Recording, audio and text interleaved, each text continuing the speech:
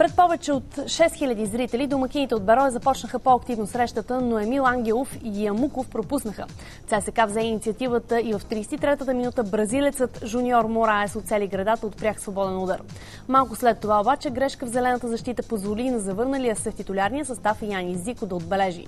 Румънецът получи пас от Спас Делев и с левия крак отбеляза петия си гол за червените този сезон. След почивката Петър Димитров можеше да изравни, но стреля в страни, а удар на Мишел Платини от ЦСКА срещна страничната града.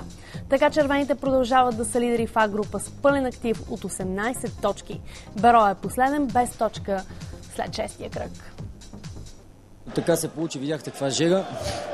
Искам специално да поздравя футболистите за усилията, които показаха днес. Мъжество, характер в това тежко време. Мисля, че можехме да спечелим и с повече. Видя се, че сме по-класния отбор. За съжаление, накрая, ако бяхме вместо да вкараме още 1-2 гола, накрая можеше и при това натиск на домакините да се получи някоя грешка. Радващото е, че победихме и поздравявам всички. Първото по време за ръката на Костадин Стоянов 2 пъти се удря в ръката му, той не е видял. Тук на Веско Пенев при центъра го хваща стрели и ръце и го събарят. Но казвам, не е толкова важно. Сега загубихме 1-0, мисля, че резултата можеше да е друг. Важното е, че видях футболистите ни с желание да играят.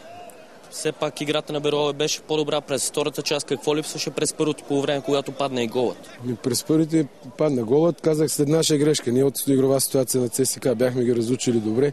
Мисля, че играхме точно така, както трябва. И след гола нормално второто да рискуваме. Няма в нашето състояние отбор да тръгне два банка още от първата минута с ЦСКА да се надигра.